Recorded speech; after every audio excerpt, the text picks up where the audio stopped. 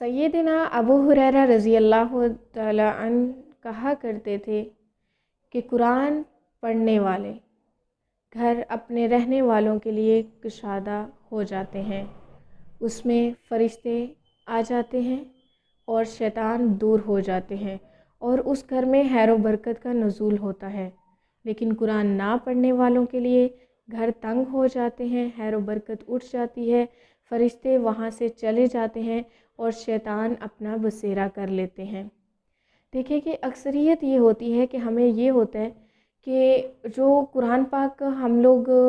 کبھی بھی کوئی مشکل آتی ہے، گھر میں خیر و برکت نہیں ہوتی، تو ہم لوگ دوسرے کے گھر جاتے ہیں یا دوسروں کے پاس جاتے ہیں اور کسی پڑھے لکھے کے پاس جاتے ہیں، کسی عالم کے پاس جاتے ہیں اور جا کر یہی سوال کرتے ہیں کہ ہمیں کچھ پڑھنے کے لیے دیا جائے، ہمارے گھر میں خیر و برکت آ جائے، ہمارے گھر میں سکون ہو جائے، ہمارے گھر کی پریشانیاں دن بدن بڑھتی جا رہی ہیں تو یہ پریشانیاں دور ہو جائیں۔ تو اس سے کیا پتہ چلتا ہے کہ قرآن پاک سے، اب یہ دیکھیں کہ قرآن پاک سے فرشتے نازل ہو جاتے ہیں اور جس جگہ پہ فرشتے نازل ہوتے ہیں وہ کتنی بابرکت ہو جاتی ہے۔ ادھر ایسے کیسے ہو جاتا ہے کہ جہاں پہ فرشتے ہوں اور وہاں پہ شیطان بھی ہو؟ نہیں، جہاں پہ فرشتے ہوں گے وہاں پہ شیطان بھاگ جائے گا اور جہاں پہ شیطان آ جائے گا وہاں فرشتے نہیں ہوں گے۔ تو شیطان کیا ہوتا ہے، ہمارے گھروں میں لڑائی جھگڑے، فساد، حسد، تنگ نظر، ان ساری چیزوں کو جو ہے وہ پیدا کرتا ہے،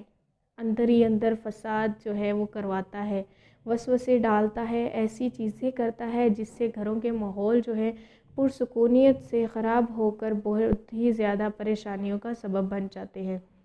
تو اس میں کیا ہے کہ ہم اگر قرآن پاک کی تلاوت کرتے ہیں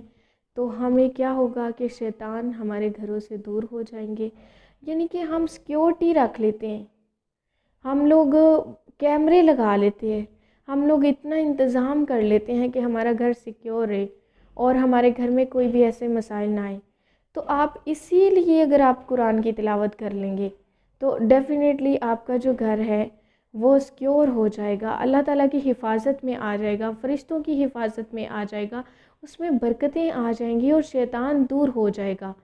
تو اس کا مطلب یہ ہے کہ ہم اپنے ہی گھروں کی خیر و برکت نہیں چاہتے جب ہم اب قرآن کی تلاوت نہیں کرتے،